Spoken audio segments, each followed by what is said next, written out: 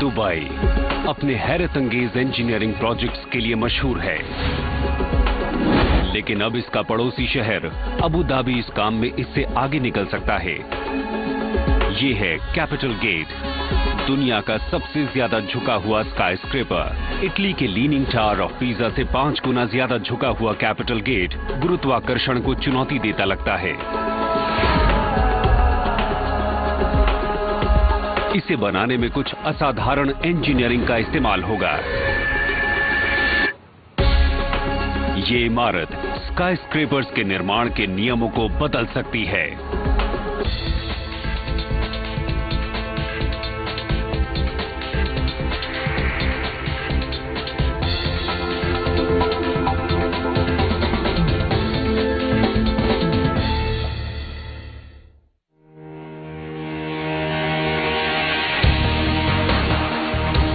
Abu Dhabi का शेखडम Persian gulf के किनारे पर बसा है। सन 1971 में मिलकर यूनाइटेड अरब एमिरेट्स बनाने वाले 7 एमिरेट्स में ये सबसे बड़ा और सबसे अमीर एमिरेट है। अबू धाबी आधुनिक काल के एक सबसे बड़े मेकओवर से गुजर रहा है। इसके शासक Sheikh Khalifa bin Zayed Al Nahyan city super league में शामिल होना चाहते हैं। अपनी राजधानी को वर्ल्ड क्लास बिजनेस और टूरिस्ट डेस्टिनेशन में बदलने के लिए वो 200 अरब डॉलर से ज्यादा खर्च कर रहे हैं।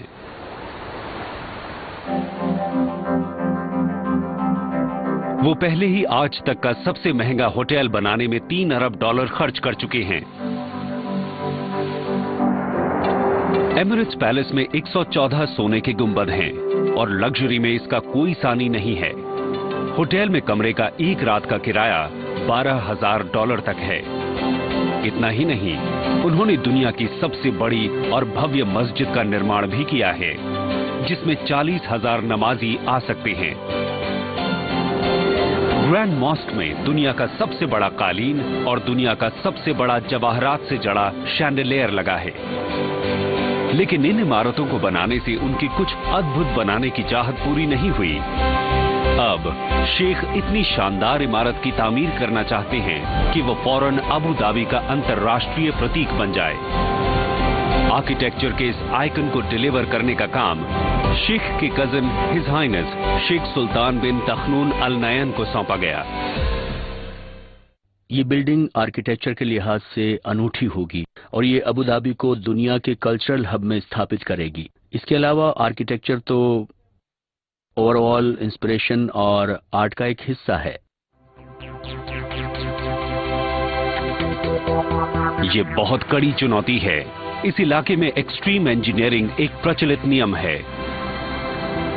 इसके पड़ोस में एमिरेट दुबई ने पहले ही 828 मीटर ऊंची दुनिया की सबसे ऊंची गगनचुंबी इमारत बुर्ज खलीफा और एक आइकॉनिक लग्जरी होटल बुर्ज अल अरब का निर्माण किया है।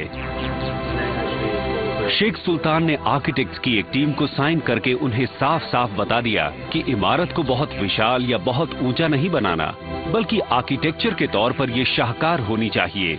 कॉन्सेप्ट आर्किटेक्ट नील वैन डर वीन के लिए तो ये अनूठा मौका है। देखिए, समय की मांग तो ये है कि सब कुछ मुमकिन है। सच में आप कुछ भी कर सकते हैं। हम आर्किटेक्चर में ऐसा कुछ कर सकते हैं जो ये दर्शा सके कि अबू धाबी आधुनिकता के साथ चल रहा है। प्रेरणा लेने के लिए आर्किटेक्ट्स ने अबू धाबी के लैंडस्केप पर नजर डाली। उन्हें अपनी प्रेरणा हवा से बनते रेत के टीलों और पर्शियन गल्फ की उफनती लहरों में मिली। हमने हवा और पानी दोनों का आइडिया लिया, जो कुदरत की डायनामिक और फ्लूइड दोनों ही तरह की रिदम है, और हमने सोचा कि आखिर इन्हें समय में कैसे कैद किया जा सकता है। इस वजह से आपको बहुत स्मूथ सतह मिलती है। जब मैंने इसे पहली बार देखा तो मैं बहुत खुश हुआ, क्योंकि ऐसी इमारत को देखकर 2 सेकंड में ही आपको फर्स्ट इंप्रेशन मिल जाता है। टीम ने एक असाधारण डिजाइन बनाया, एक ऐसा टावर जो जमीन से 160 मीटर ऊंचाई तक घुमावदार तरीके से ऊपर उठता है। घुमावदार रेगिस्तानी हवा और रेत के ऊपर एक लहर के उठान से प्रेरित ग्रेविटी को मात देता ये स्काई स्क्रेपर इटली के लीनिंग टावर ऑफ पीसा से 5 गुना ज्यादा झुका हुआ है। इस टावर का हर एंगल दूसरे से अलग है। ये इमारत निश्चित तौर पर किसी को भी चौंका देगी। हम चाहते थे कि ऐसा हो। उन्हें अचानक एक विजन दिखाई देने लगा। उन्हें ऐसा लगने लगा जैसे कोई चीज उनका प्रतीक बन सकती है, और फिर तो रुकने का सवाल ही नहीं था। शेख सुल्तान इमारत की निचली मंजिलों को अबू धाबी का सबसे मशहूर ऑफिस एड्रेस बनाना चाहते थे। इसके अलावा वो ऊपर की 18 मंजिलों को राजसी 5 स्टार होटल बनाना चाहते थे। लेकिन इस इमारत के मैक्सिमम इंपैक्ट के लिए इसकी लोकेशन बहुत महत्वपूर्ण थी। शेख ने फैसला किया कि ये टावर राष्ट्रीय महत्व के स्मारक द ग्रैंड स्टैंड के पास बनेगा। उनके अंकल और यूनाइटेड अरब एमिरेट के संस्थापक शेख जायद द्वारा निर्मित यह स्मारक राजकीय उत्सवों के लिए इस्तेमाल होता है। ये स्मारक और स्काई स्क्रेपर अबू धाबी के इतिहास को उसके भविष्य से जोड़ देंगे।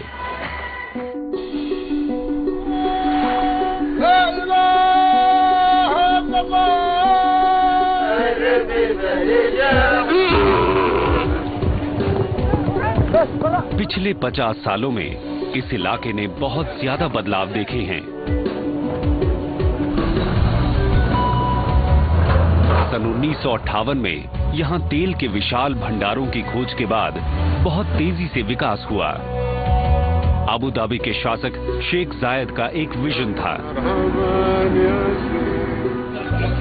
वो शेखडम को एकजुट करके उनके आर्थिक भविष्य को पश्चिमी प्रभुत्व से बचाना चाहते थे। इसके बाद अपने ब्लैक गोल्ड का इस्तेमाल करके उन्होंने एक ऐसे शहर का निर्माण किया जो रेगिस्तान के बीचों बीच बना था।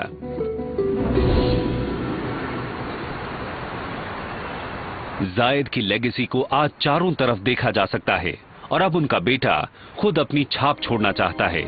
वो एक बार फिर अबू धाबी को इस तरह बदलना चाहता है ताकि वो पूरी दुनिया में मशहूर हो जाए।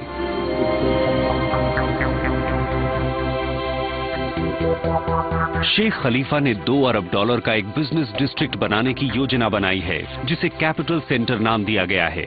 मिडिल ईस्ट के सबसे बड़े business hub Abu Dhabi national exhibition centre के बगल में मौजूद जगह है। किसी आर्किटेक्चरल आइकॉन के लिहाज से एकदम माकूल लोकेशन है और इसी लोकेशन की वजह से नई टावर का नाम कैपिटल गेट रखा गया।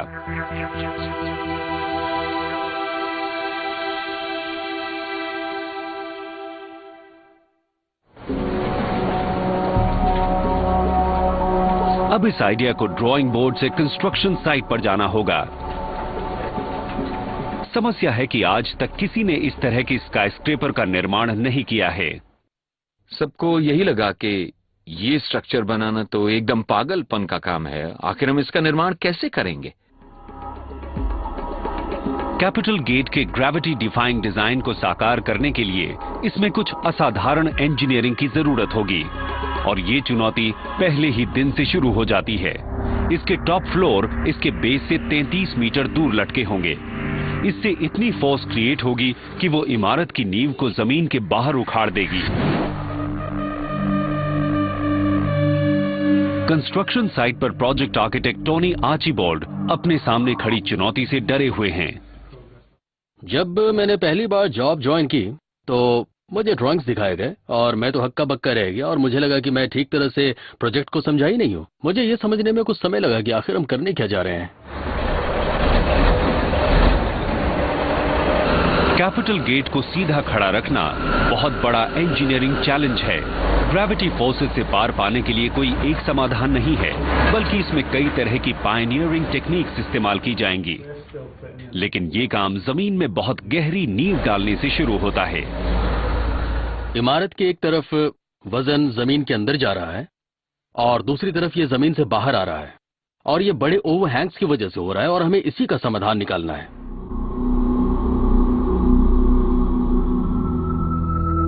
इसका समाधान लगभग कंक्रीट की 400 पाइल्स में है जो 2 तरीके से काम करती हैं। इमारत के झुकने वाली तरफ की आधी पाइल्स ओवरहैंग की फोर्सेस को जमीन में धकेलेंगी। दूसरी तरफ बची हुई पाइल्स जमीन में और गहरी धंस जाएंगी। वो इमारत को जमीन से बाहर धकेलने की कोशिश करने वाले स्ट्रेचिंग फोर्स का प्रतिरोध करेंगी। आखिर में कैपिटल गेट की फोर्सेस को पाइल्स में एक समान रूप से बांटने के लिए इनके ऊपर स्टील रीइंफोर्स वाली एक गहरी कंक्रीट स्लैब बिछाई जाएगी।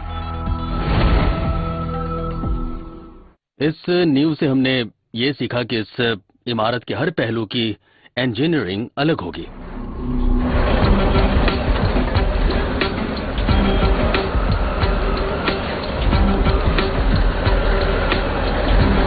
एक्सकेवेटर्स 6000 क्यूबिक मीटर रेत की खुदाई करते हैं और अगले 8 हफ्तों में सैकड़ों पाइल्स को जमीन में घुसाया जाता है।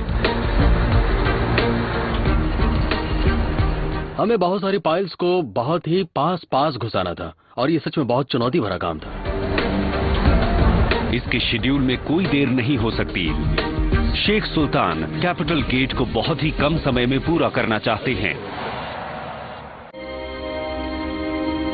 2 साल से भी कम समय में Abu Dhabi world future energy summit की मेजबानी करेगा। 50 देशों के 3000 से भी ज्यादा डेलीगेट्स और दुनिया की प्रेस पास ही बने Abu Dhabi national exhibition centre में जमा होंगे। कैपिटल गेट का प्रदर्शन करके ये साबित करने का शानदार मौका है कि अबू धाबी इनोवेशन में सबसे आगे है।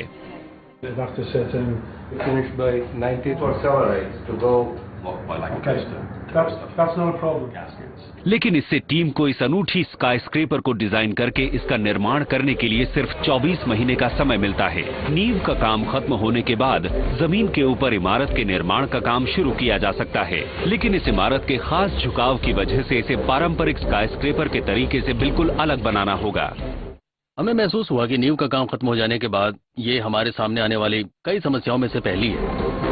किसी सामान्य स्काईस्क्रेपर को सीधा रखने के लिए एक सॉलिड कोर की जरूरत होती है, लेकिन इससे कैपिटल गेट के कर्व में दरार पड़ जाएगी और ये स्टैंडर्ड कोर ढह जाएगी। इंजीनियर्स को पारंपरिक सोच को दरकिनार करके ग्रेविटी को मात देने का रास्ता निकालना होगा।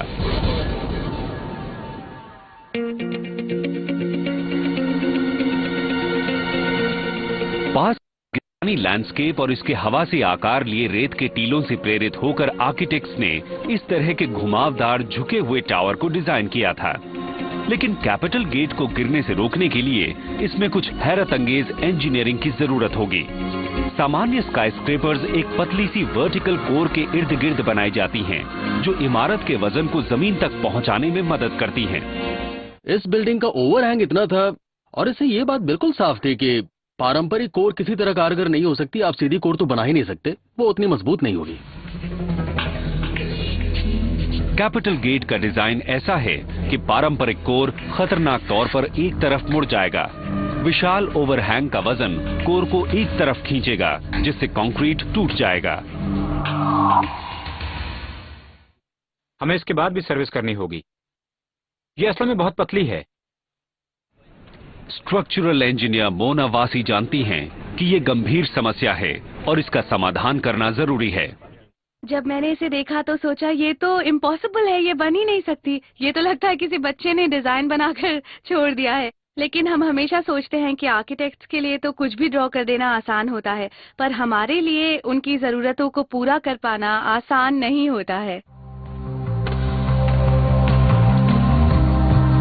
इंजीनियर्स ने 2 बिल्कुल नई तरह के समाधान निकाले। उनकी योजना का पहला हिस्सा एक ऐसा कोर का निर्माण करना था जिसमें एक कर्व हो, जो इमारत के झुकने के विपरीत दिशा में हो। तो जब स्ट्रक्चर बढ़ेगा तो उसका वजन कोर को खींचकर सीधा कर देगा। कुल मिलाकर ये 350 मिलीमीटर खिसकेगा और इसका असर बहुत महत्वपूर्ण है। वो कंक्रीट जो ओवरहैंग की वजह से खिंच जाता, अब कंप्रेस्ड होकर और मजबूत हो जाएगा। आप इसे मुड़ा हुआ बनाते हैं और जब आप ऊपर के लेवल की स्लैब जोड़ते हैं तो ये उसे खींचकर वर्टिकल कर देता है। तो असल में पूरी वर्टिकल कोर में तनाव आ जाता है, उससे इसे काफी मजबूती मिलती है।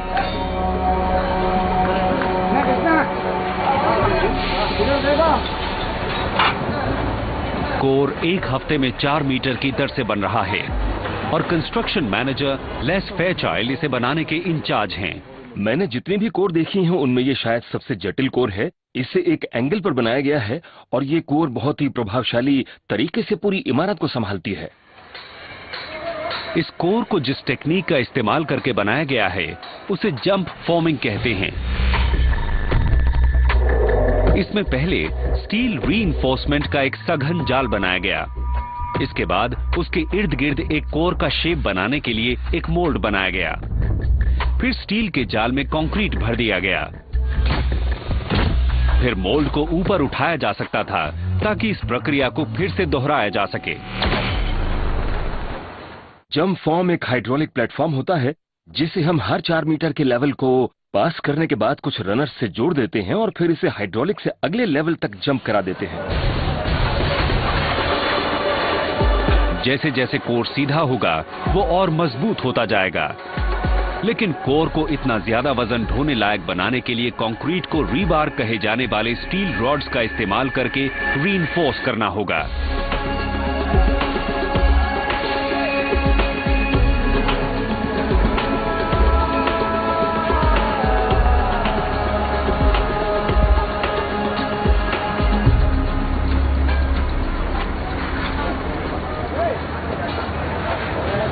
रीबार को दिन के समय इंस्टॉल किया गया, लेकिन 50 डिग्री सेल्सियस के तापमान में कंक्रीट मिक्स नहीं होता। ये बहुत जल्दी सूख जाता है और टूट सकता है। सही रफ्तार पर सेट होने के लिए कंक्रीट को रात की ठंडक में डालना जरूरी था। जैसे जैसे कोर ऊंचा होता जा रहा है, लिक्विड कंक्रीट को ज्यादा से ज्यादा दूरी पर डालना होगा। हर बैच की कंसिस्टेंसी को स्लम्प टेस्ट करके जांचना पड़ेगा ताकि ये पक्का हो सके कि उनसे पाइप ब्लॉक न हो। जब आप इसे पहली बार वैगन से निकलता देखते हैं तो आमतौर पर आपको पता चल जाता है कि ये टाइट मिक्स है या लूज मिक्स है, और असल में स्लम्प टेस्ट में हम यही टेस्टिंग कर रहे हैं। हम एक कोन में कंक्रीट डालते हैं और फिर कोन को हटा लेते हैं। कंक्रीट की ऊंचाई जितनी कम होती है उसी से पता चलता है कि स्लम्प कितना है। हमने अभी ये देखा कि स्लम्प 215 मिलीमीटर का है, जो कि स्पेसिफिकेशन के अंदर ही आता है, इसलिए ये कारगर है। इधर ट्रक पंप के पास पहुंचता है और उधर फेयरचाइल्ड को कोर पर जाना है। सीढ़ियों से भी जा सकते हैं, लेकिन 90 मीटर ऊंची जगह पर जाना काफी लंबी चढ़ाई होगी। वो इससे ज्यादा तेजी से जाने के लिए क्रेन लिफ्ट का इस्तेमाल करते हैं।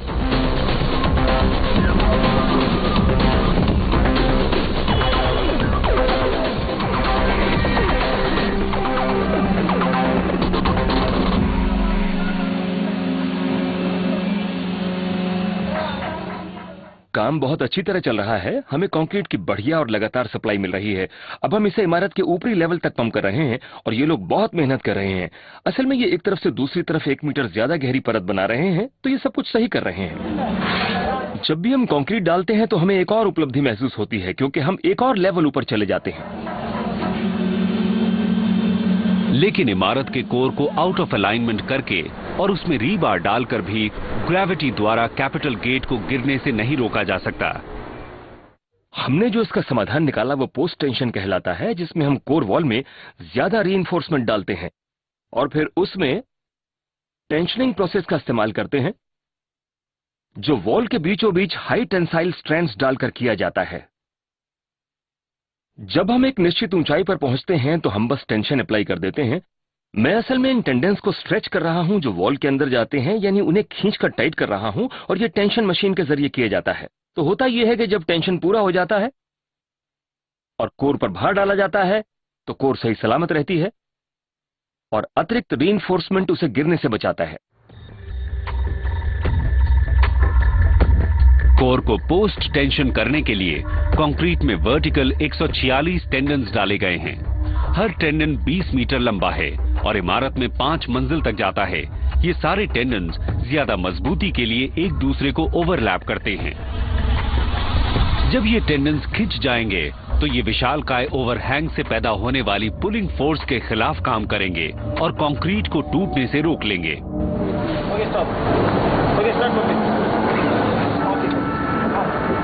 साइट पर टीम कोर की पोस्ट टेंशनिंग कर रही है, लेकिन किसी ने कभी किसी स्काईस्क्रेपर में वर्टिकली ऐसा नहीं किया है। लंबे टेंडन को कोर के ऊपर तक लिफ्ट किया जा रहा है।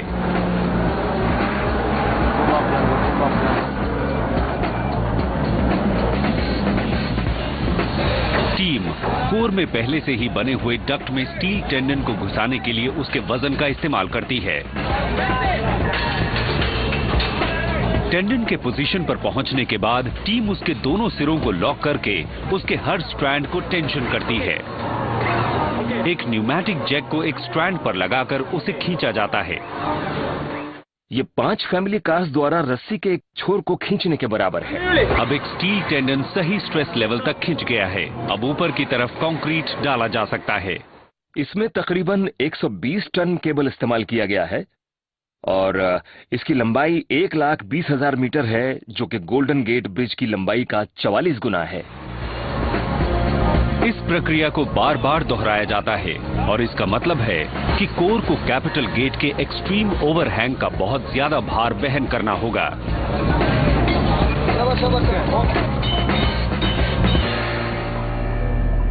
लेकिन अब तो इससे भी बड़ी चुनौती का समाधान जरूरी है।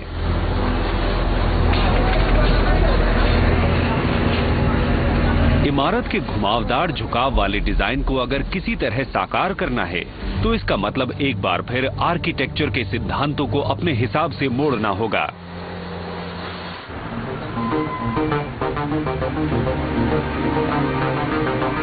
अबू धाबी के आर्किटेक्चरल आइकन कैपिटल गेट के निर्माण के लिए इसमें एक एक्सटीरियर कर्व्ड लीनिंग फ्रेम बनाना होगा।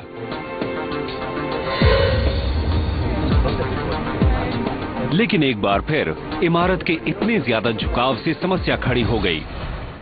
इमारत के इस आकार और इतने स्पष्ट ओवरहैंग का मतलब है कि आम स्काईस्क्रेपर्स वाले समाधान यहाँ पर बिल्कुल भी काम नहीं करेंगे। इमारत के डिजाइन के हिसाब से इन्हें बहुत पतला होना था ताकि ज्यादा से ज्यादा फ्लोर स्पेस हो और उससे विशाल पैनोरामिक खिड़कियां मिल सकें। इरफान अहमद इसका समाधान ढूंढने वाले इंजीनियर्स में से एक हैं। स्ट्रक्चरल इंजीनियर्स के लिए आर्किटेक्चरल जरूरतें पूरी करना हमेशा ही चुनौती भरा काम होता है, क्योंकि वो हमेशा पतला और पतला और पतला स्ट्रक्चर चाहते हैं। मजे की बात यह है कि इंजीनियरिंग की इस समस्या का समाधान मुर्गी के पास है। असल में इमारत के बाहर के स्ट्रक्चर की स्किन किसी अंडे से अलग नहीं होती। एक बहुत ज्यादा वजन झेल सकता है क्योंकि ये अपने शेल के जरिए फोर्स को समान मात्रा में नीचे फैला देता है। इसका मतलब है कि शेल बहुत पतला हो सकता है और इससे ज्यादा स्पेस मिल सकती है। तो ये बहुत ज्यादा पतली होती है लेकिन बहुत मजबूत होती है। अगर मैं इस अंडे को तोड़ना चाहूं तो आप देख सकते हैं ये असल में बहुत रेजिलिएंट है। तो आइए देखते हैं ये कितना रेजिलिएंट है। यहाँ मेरे पास 170 अंडे हैं और हम इनके ऊपर ब्रिज ब्लॉक का बहुत ज्यादा वजन डालने वाले हैं। Moment of truth. अभी तक तो सब ठीक है। इनमें से हर ब्लॉक का वजन 15 किलोग्राम है। तो अब तक हमने तकरीबन आधी कार का वजन इन 170 अंडों पर डाल दिया है। चलिए देखें और कितना वजन डाला जा सकता है। ये हुए 30 ब्लॉक्स और मुझे लगता है कि अभी और वजन डाला जा सकता है। ये तो बहुत ज्यादा हो गया। ये सच में बहुत ज्यादा हो गया। ओह! ये अंडे आखिरकार इस वजन के नीचे टूट गए, लेकिन अब तक ये 450 किलोग्राम यानी एक फैमिली कार से आधा वजन उठा चुके हैं। कैपिटल गेट में फोर्स को नीचे की तरफ चैनल करने के लिए एगशेल का इस्तेमाल तो नहीं किया जा सकता, लेकिन उस सिद्धांत का इस्तेमाल करने के लिए एक डाई ग्रिड का इस्तेमाल किया जा सकता है। डाई ग्रिड असल में स्टील का विशाल जाल होता है जो कोर के इर्द गिर्द लिपट जाएगा। स्टील की बीम एक क्रूसीफॉर्म सेक्शन बनाती हुई एक नोड या जोड़ पर मिलेंगी। इस तरह के 720 खास आकार के सेक्शंस एक दूसरे से जुड़कर बहुत पतला लेकिन बहुत ही मजबूत डाई ग्रिड बनाएंगे। एक साथ काम करते हुए ये क्रूसीफॉर्म्स फोर्स को समान रूप से नीचे की तरफ फैला देंगे।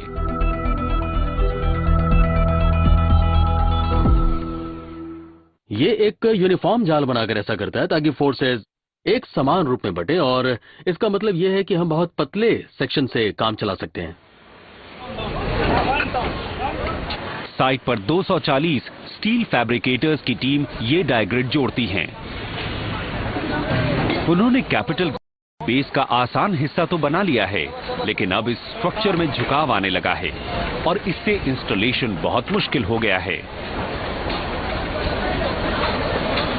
16 टन वजन तक के हर क्रूसीफॉर्म की एक अनूठी ज्योमेट्री है और इन्हें प्रिसाइज एंगल में क्रेन द्वारा लिफ्ट करना होता है। अगर इस डायग्रिड को असेंबल करने में मिलीमीटर की भी गड़बड़ हुई तो ये जाल वजन को चैनल नहीं करेगा और स्ट्रक्चर कमजोर हो जाएगा। इंजीनियर्स के लिए एक्सपर्ट स्टील फैब्रिकेटर्स के साथ बातचीत करते रहना बहुत जरूरी है। वो 150 किलोमीटर दूर पड़ोस के एमिरेट शारजाह में इन डायग्रिड्स का डिजाइन और निर्माण कर रहे हैं। यहां अत्याधुनिक निर्माण एक प्रचलित नियम है। उन्होंने मलेशिया का पेट्रोनस टावर और दुबई के आइकॉनिक स्काई स्क्रेपर्स बुर्ज अल अरब और बुर्ज खलीफा का निर्माण किया है। लेकिन कैपिटल गेट के रेवोल्यूशनरी डिजाइन ने तो इन लोगों के लिए भी कड़ी चुनौती खड़ी कर दी है। इमारत के इतने ज्यादा जटिल डायग्रिड को बनाने के लिए प्लानिंग फ्लोर पर प्रोजेक्ट इंजीनियर पी भास्करन और उनकी टीम को बेस्पोक 3D सॉफ्टवेयर की जरूरत है।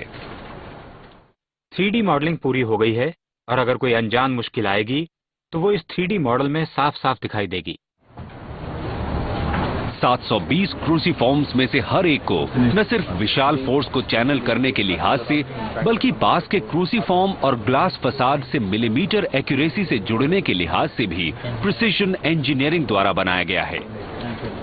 लेकिन उन्हें उनके सटीक एंगल के साथ नापने के लिए टीम ने पुरानी टेक्नोलॉजी यानी चॉक का इस्तेमाल किया है।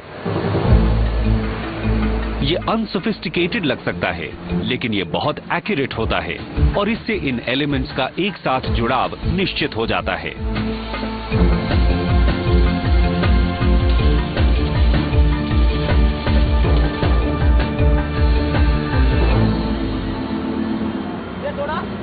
निर्माण के साथ चलने के लिए फैक्ट्री को हर हफ्ते 18 क्रूसीफॉर्म्स बनाने होते हैं। इतनी विशाल और इतनी जटिल इमारत को इतने कम समय में बनाने के लिए 24 घंटे काम करना जरूरी है, वरना ये काम पूरा हो ही नहीं सकता। जैसे जैसे ये स्काई स्क्रेपर नई ऊंचाइयां छूता जा रहा है, उनकी मेहनत सफल होती दिख रही है। इस डिजाइन में डायग्रिड टेक्नोलॉजी का पूरी तरह से इस्तेमाल हुआ है, बल्कि सच कहें तो इसका ऐसा इस्तेमाल पहले कभी नहीं हुआ होगा। अब तो सपने में भी यही प्रोजेक्ट आता है, लेकिन एक बार स्ट्रक्चर बन जाए तो फिर हम लोग वो देर रात तक काम करना, रात को ना सोना, सब कुछ भूल जाते हैं। अबू धाबी की जमीन से विशालकाय इमारत बाहर आ रही है। अब इस झुके हुए टावर को ग्लास फसाड से ढकना है। कैपिटल गेट के झुके हुए घुमावदार फ्रेम पर कांच की परत चढ़ाना बहुत बड़ी समस्या है। इसके अजीब से आकार पर घुमावदार शीशे की परत चढ़ाना बहुत ही महंगा हो जाएगा।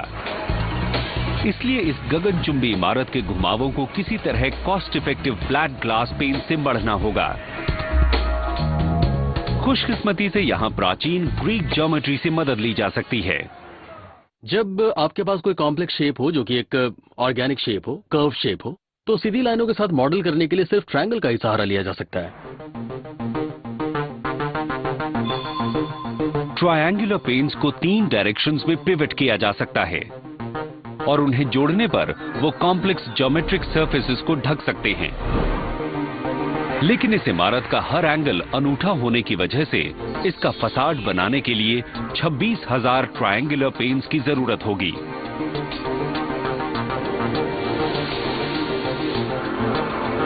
शीशे के इतने सारे ट्रायंगल्स काटने के लिए लोकल ग्लास फैक्ट्री काम पर लगाई गई है। हर पेन को एग्जैक्ट पैटर्न में काटने के लिए एक ऑटोमेटेड डायमंड कटर में सेट किया गया है। फिर ट्रायंगल्स को प्रोडक्शन लाइन में भेज दिया गया।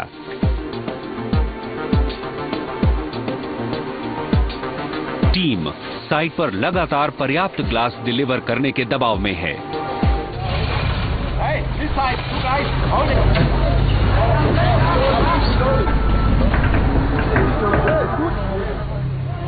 कई हफ्तों के बाद 8 डायमंड्स अपनी जगह पर लग चुके हैं और 100 लगने का इंतजार कर रहे हैं। लेकिन ये ग्लास डिजाइन इतना गैर पारंपरिक है कि अभी ये साबित करने के लिए कि ये कारगर रहेगा, इसे कई टेस्ट से गुजरना होगा। अब क्योंकि हम पहले ही ग्लास लगाना शुरू कर चुके हैं, इसलिए इन टेस्ट के नतीजे बहुत महत्वपूर्ण हैं। हर पैनल एक के ऊपर एक लगा हुआ है इसलिए अगर कोई समस्या हुई तो हमें उन्हें हटाना पड़ेगा, जिसका पूरे प्रोग्राम पर बहुत बुरा असर पड़ेगा। आखिर ये कोई साधारण ग्लास स्किन नहीं है। कैपिटल गेट का कोर बढ़ते हुए मजबूत होता है। ये गगनचुंबी इमारत अपने निर्माण के अंत तक मूव करना बंद नहीं करेगी।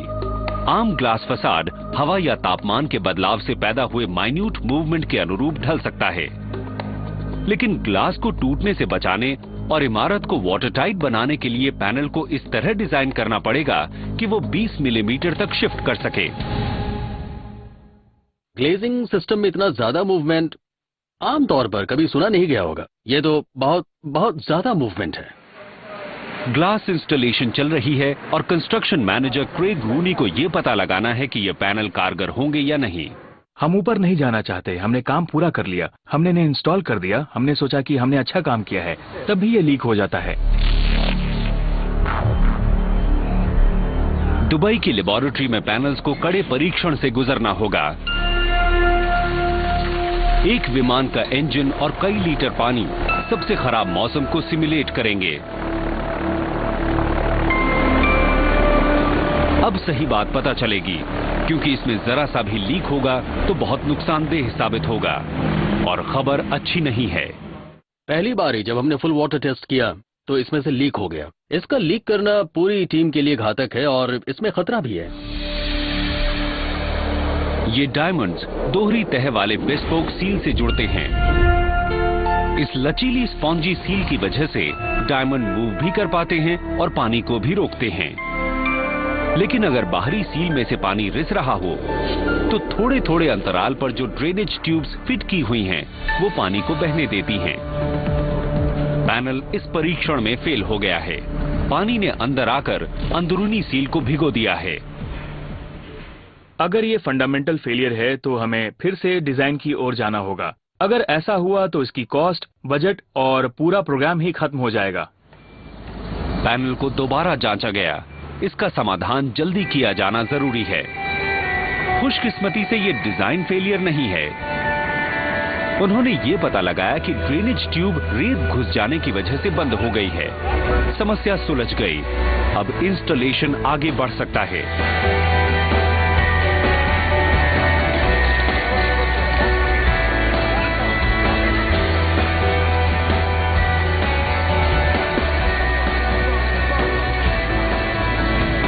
लेकिन जैसा कि इस तरह की किसी भी दूसरी दुस्साहसिक इमारत के साथ होता है, एक समस्या का समाधान हुआ तो दूसरी सामने है।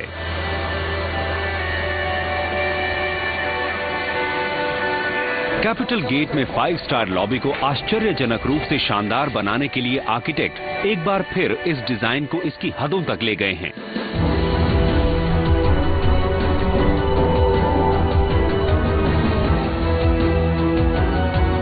अब वो जमीन से 100 मीटर ऊपर लटका हुआ एक इन्फिनिटी पूल और रेस्टोरेंट बनाना चाहते हैं।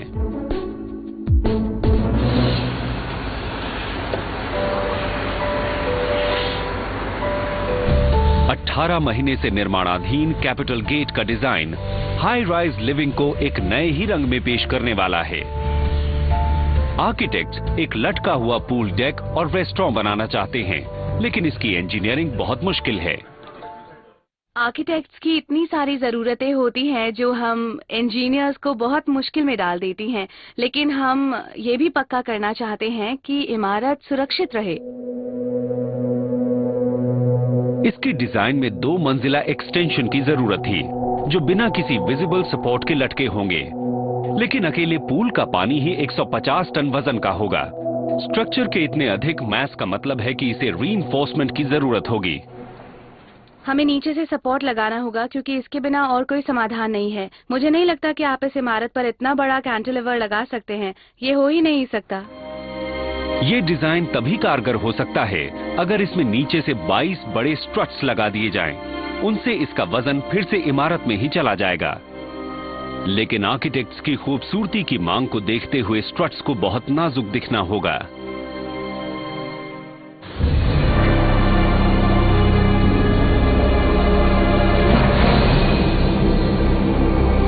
उधर 90 मीटर ऊपर कंस्ट्रक्शन साइट पर पूल और रेस्टोरेंट आकार ले रहे हैं। एक को छोड़कर इसके सभी स्ट्रक्चरल एलिमेंट्स पोजीशन में हैं। अब टीम इसकी आखिरी 6 टन की फ्लोर बीम को ऊपर उठा रही है।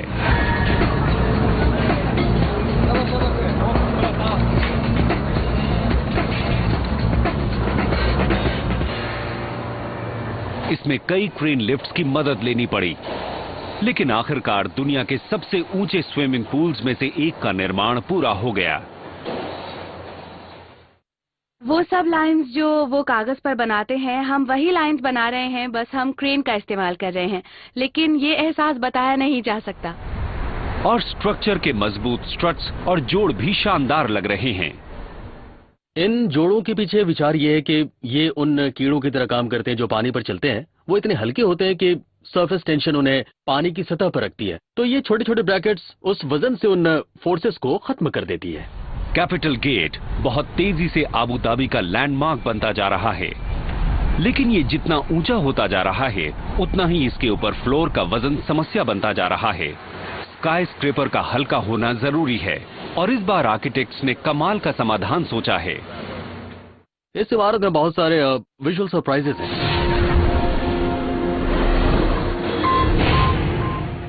और उनमें सबसे महत्वपूर्ण सरप्राइज इसका इंटरनल एट्रियम है।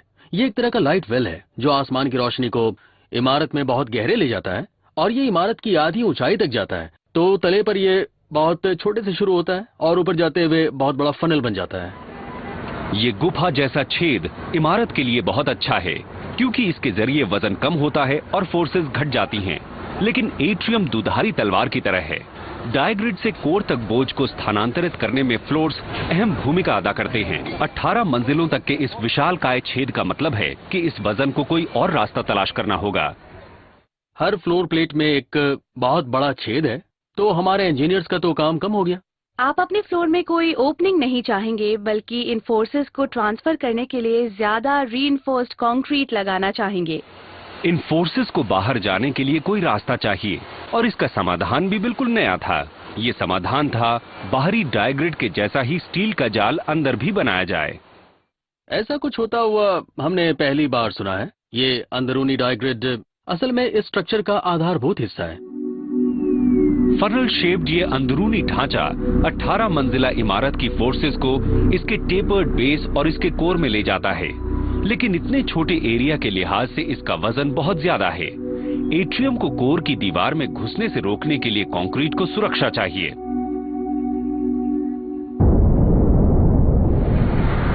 इसका समाधान है ये 6 विशालकाय स्टील प्लेट्स जो कोर की दीवार के कनेक्शन में लगी हुई हैं।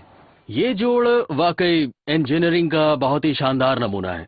ये 8 मीटर ऊंचे हैं और 2 मंजिलों तक फैले हैं, और वो फिर से जाकर कोर में ही जुड़ जाते हैं।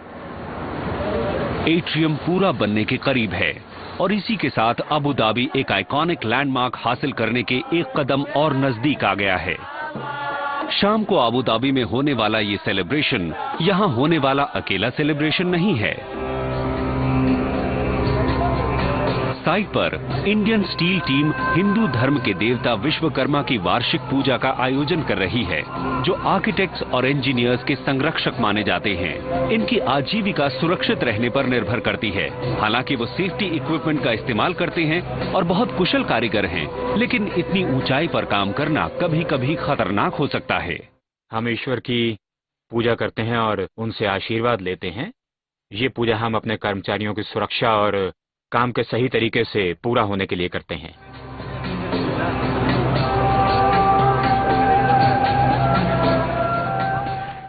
हम साइट पर इस्तेमाल होने वाले हर तरह के बेसिक टूल्स को लेकर उन्हें भगवान के सामने रख देते हैं, और सभी वर्कर्स को लगता है कि वो सुरक्षित हाथों में हैं। औजारों को आशीर्वाद मिल चुका है और स्टील टीम का हौसला बुलंद है। ग्लास इंस्टॉलर्स 100 मीटर से भी ज्यादा ऊंचाई तक ग्लास लिफ्ट कर रहे हैं, और वो उसे ठीक से लिफ्ट नहीं कर पा रहे, क्योंकि अबू धाबी की अचानक चलने वाली हवा उसे ढकेल रही है। अगर हवा ज्यादा तेज हो और आपने रस्सी पकड़ी हो तो इसे अपने हाथों से महसूस कर सकते हैं। अगर कभी पैनल घूमने लगता है तो मैं नर्वस होने लगता हूं और जब भी मैं इन डायमंड्स को ऊपर उठकर घूमते हुए देखता हूं तो इससे मुझे हमेशा थोड़ा डर लगता है। इसके लिए मेयर को फौरन कुछ करना पड़ेगा, वरना ये 4 टन वजनी डायमंड इमारत से टकराकर टूट सकता है। ऐसा पहली बार नहीं हुआ है कि बदलते मौसम की वजह से ग्लास को लिफ्ट करने में देर हुई हो। अगर काम इसी दर से चलता रहा तो मेयर बचे हुए 107 डायमंड्स को वक्त पर नहीं लगा पाएंगे। लेकिन कैपिटल गेट की टीम सिर्फ अबू धाबी की हवा की चुनौती का ही सामना नहीं कर रही है। शेख के ऑफिस से आखिरी समय में एक डिजाइन रिक्वेस्ट आई है जिसके बहुत गंभीर नतीजे हो सकते हैं।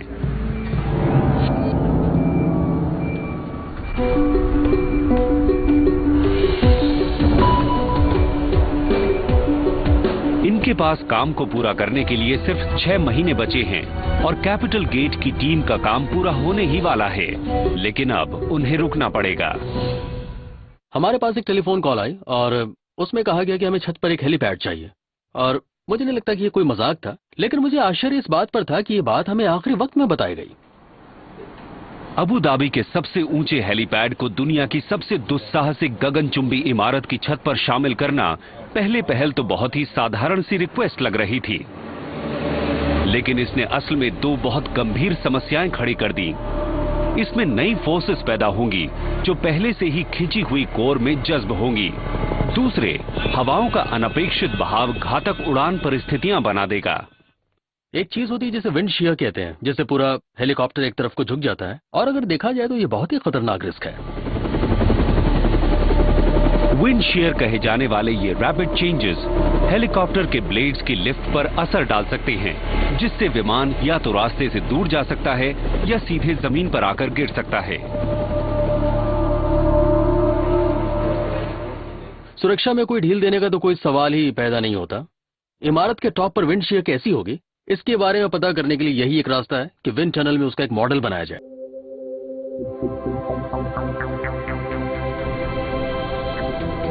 लंदन, इंग्लैंड में एक हाईटेक विंड टनल में कैपिटल गेट के एक स्केल मॉडल को उसके टेस्ट के लिए रखा गया है। जैसा कि टीम को डर था, कुछ ही सेकंडों में विंड शेयर की परिस्थितियां दिखने लगी। एयर करंट इमारत के ऊपर से बह रहा है, लेकिन फिर सतह पर अलग होकर अंदर की तरफ चक्कर खाता हुआ टर्बुलेंस का एक घेरा बना रहा है। विंड इंजीनियर लेटन ओरेलियस जानते हैं कि इसके बहुत गंभीर परिणाम हो सकते हैं। अगर अनर्जी की इस रैंडम बॉल में पायलट ने कंट्रोल खो दिया तो वो वापस हेलीपैड में टकरा सकता है, और इससे भी खतरनाक बात यह है कि वो टावर में टकरा सकता है। लेकिन विंड टेस्ट से इसके अलावा भी कुछ चीजों का खुलासा हुआ। हेलीपैड पर असर करने वाली हवा से विशाल सक्शन फोर्स भी पैदा हो रही थी। हम यहाँ बहुत बड़ी फोर्स की बात कर रहे हैं जो हेलीपैड को इमारत के ऊपर से उखाड़ कर फेंक सकती है, जैसे कई बड़े ट्रक्स या एक बड़ा उपकरण हेलीपैड को खींचकर उखाड़ने की कोशिश कर रहा हो। हेलीपैड को सुरक्षित बनाने के लिए ऑरेलियस और उनकी टीम को एक बार फिर पारंपरिक सोच से कुछ अलग सोचना होगा। हमें नहीं लगता था कि हेलीपैड को नीचा करने से ऑप्टिमम डिजाइन बन जाएगा, पर हमने देखा कि इससे हेलीपैड का वजन कम हो गया और साथ ही पायलट के लैंड करने के लिए सुरक्षित परिस्थितियां बन गईं। छत के ऊपर हेलीपैड को सिर्फ 2 मीटर नीचा करने से ही विंड शेयर के खतरे में नाटकीय कमी आ गई, और इसका मतलब कैपिटल कोर अतिरिक्त वजन संभाल सकता है। सच कहूं तो हमें काफी राहत मिली है। टेस्ट से पता चला है कि हम इसे अपने ओरिजिनल डिजाइन में कोई फेरबदल किए बिना बना सकते हैं, यानी कि इस गगनचुंबी इमारत का प्रोफाइल वैसा ही रहेगा जैसा हम चाहते हैं। लेकिन इस हेलीपैड के ब्लूप्रिंट बनाने में अभी 5 महीने का समय और लगेगा, और इसको बनाने के लिए एक क्रेन को छोड़ना होगा। अब इसका समय पूरा होने में कुछ ही हफ्ते बचे हैं और टीम आखिरी ग्लास पेन्स इंस्टॉल कर रही है। शुरुआत में ये पल कितना दूर लगता था। मेरे ऑफिस ने उन सारे डायमंड्स का प्लान पड़ा है जिन्हें हमें इंस्टॉल करना था, और शुरू में ऐसा लगता था जैसे मैं किसी जेल में हूं और मैं एक दीवार पर निशान लगा रहा हूं, हर दिन के लिए एक निशान। पहली बार तो मुझे ऐसा लगा जैसे मैं ये प्रोजेक्ट कभी खत्म ही नहीं कर पाऊंगा। शुरुआत में डायमंड को फिट करने के 10 महीने बाद ही ये फसाड धूप की रोशनी में जगमगा रहा है।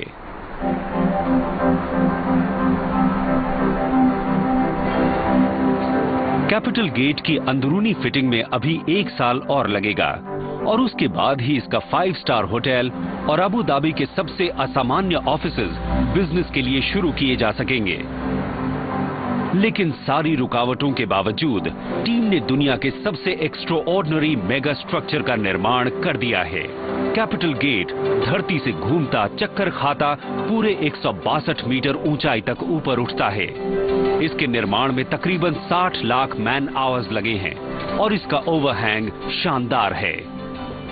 आप इमारत के ओवरहैंग के नीचे खड़े होकर इसे देखिए, ये बहुत ही शानदार है। ये इंजीनियरिंग का एक उम्दा शाहकार है। मैं पिछले 2 साल से यहाँ पर काम करता आ रहा हूँ, जबकि लगता है कि मैं यहाँ पर सदियों से हूँ। ये कमाल की यात्रा थी और हमने इससे इतना कुछ सीखा है और हमने ये साबित करके दिखाया है कि कुछ चीजें जो असंभव या पागलपन लगती है वो असल में संभव है। और अबू धाबी का इतिहास जल्दी ही फिजिकली इसके भविष्य के साथ जुड़ जाएगा। स्टील की एक लहर के जरिए ये ग्रैंड स्टैंड से ऊपर उठेगा और स्काई स्क्रेपर के मिरर्ड ग्लास से चमकेगा। अबू धाबी दुनिया का लुभावना हिस्सा बनने वाला है। ये लोगों को दिखा रहा है कि हम परंपरा से हटकर भी काम कर सकते हैं और हमेशा नियमों को मानने की जरूरत नहीं है। 2010 की वर्ल्ड फ्यूचर एनर्जी समिट कुछ ही हफ्ते में होने वाली है और शेख सुल्तान को इस बात का यकीन है कि कैपिटल गेट दुनिया को अबू धाबी की क्षमता दिखा देगा। ये इमारत सच में आइकॉनिक है। ये अबू धाबी की स्पिरिट को कैप्चर करती है और ये अबू धाबी के पोस्ट कार्ड इमेज का एक हिस्सा होगी।